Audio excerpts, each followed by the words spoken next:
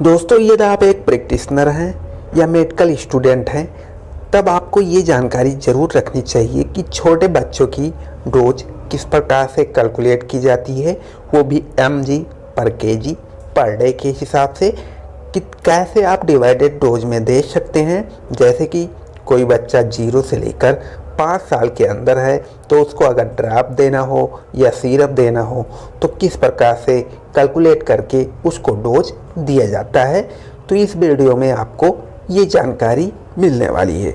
तो यहाँ पे अगर हम सबसे पहले सिरप की बात करेंगे तो वह है सेफोडॉक्सिन के ड्रॉप और सिरप दोनों फॉर्म में आते हैं, जो कि 50 mg और 100 mg की स्ट्रेंथ में रहती है। सेफोडॉक्सिन जो कि एक एंटीबायोटिक मेडिसिन है, अगर इसके हम डोज की बात करें तो इसकी जो डोज होती है 10 mg पर kg body weight per day के हिसाब से दी जाती है। यानी अगर हम बात करें बच्चे की वज़न जो है वो 1 किलोग्राम की है तो उस बच्चे को 10 mg दिया जा सकता है। आप इसको 10 mg में 5 mg सुबह और 5 mg शाम को दे सकते हैं।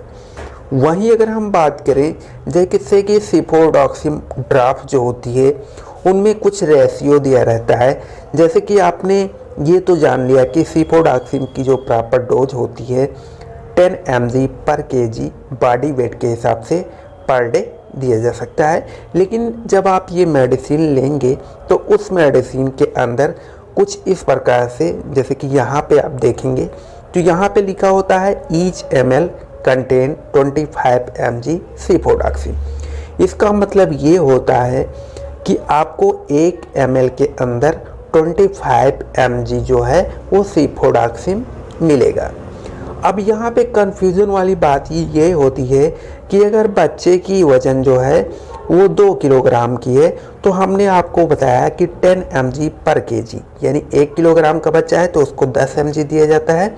वहीं अगर 2 किलोग्राम का बच्चा है तो उसको देना पड़ेगा 10 × 2 बराबर 20 mg, यानी उसको 20 mg देना होगा।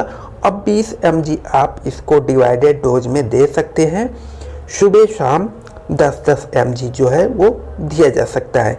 यानी कहने का मतलब ये है कि आप जो ड्रॉप फॉर्म देख रहे हैं, क्योंकि ईच ml के अंदर 25 mg है, तब वहाँ पे आपको उसको ½ ml देना होगा। यानी आधा ml अगर आप देते हैं तो उसको 12 mg जो है वो सेफोडॉक्सिन मिल जाएगा।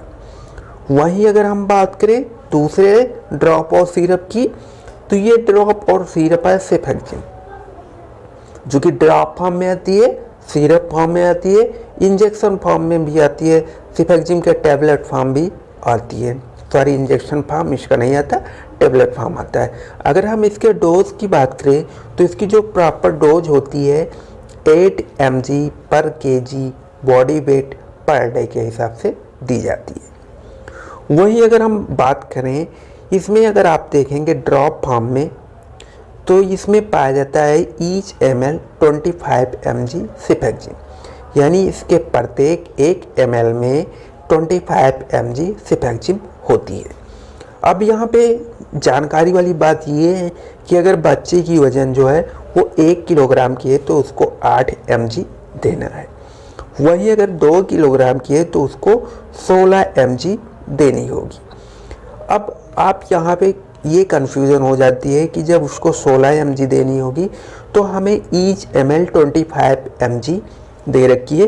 तो यहाँ पे आप क्या कर सकते हैं कि उसको 16 करके, यानी 16 mg जो आता है वो पर डे का आता है, इसको आप डिवाइडेड डोज में, यानी लगभग एक आधा ड्रॉप से थोड़ा कम करके आप सुबह शाम 8 mg सुबह शाम दे सकते हैं।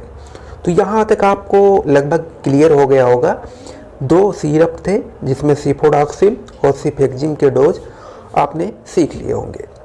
अब नेक्स्ट की बात करें तो वो है पैरासीटामॉल। पैरासीटामॉल जो कि ड्रॉप्स और सिरप दोनों फॉर्म में आती है, टैबलेट आता है, इंजेक्शन आती है। अगर इसके हम डोज की बात करें तो 15 mg पर kg पर डोज के हिसाब से इसकी डोज दी जाती है। अब यहाँ पे जब इसका ड्रॉप हम देखेंगे तो इसके प्रत्येक ml में 100 mg पैरासीटामॉल होता है।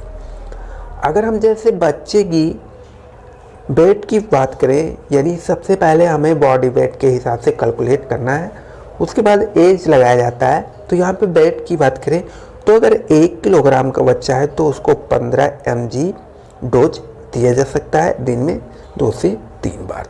वहीं अगर 2 किलो का बच्चा है तो उसको 30 mg दी जा सकती है। अब यहाँ पे 30 mg दी जा सकती है, लेकिन इसको भी 3 बार 30 mg आप दे सकते हैं। वहीं अगर हम नेक्स्ट की बात करें, कुछ जैसे कि आइबुजेसिक, ये कॉम्बिनेशन वाला आपको समझने में थोड़ी सी प्रॉब्लम होगी, क्योंकि कॉम्बिनेशन में जो होता है बस उसमें आपको एक साल्ट के बारे में जानकारी होनी चाहिए। तो यहाँ पे आइबुजेसिक में जिसमें सिर्फ और सिर्फ आइबुप्रोफेन होते हैं। जब आप इसके प्लस फॉर्म में जाएंगे तो उसमें पैरासीटामॉल या कोई अदर साल्ट भी हो सकते हैं। तो यहाँ पे आइबुजेसिक की बात करें तो इसकी जो डोज होती है 15 mg पर kg पर डोज होती है, यानी इसको एक बार डोज के रूप में दे सकते हैं दिन में 2 से 3 बार। अगर हम इस सिरप की बात करें तो इस सिरप के 5 ml के अंदर 125 mg पैरासीटामॉल पाया जाता है। ठीक, अब आप इसका भी आसानी से डोज कैलकुलेट कर सकते हैं।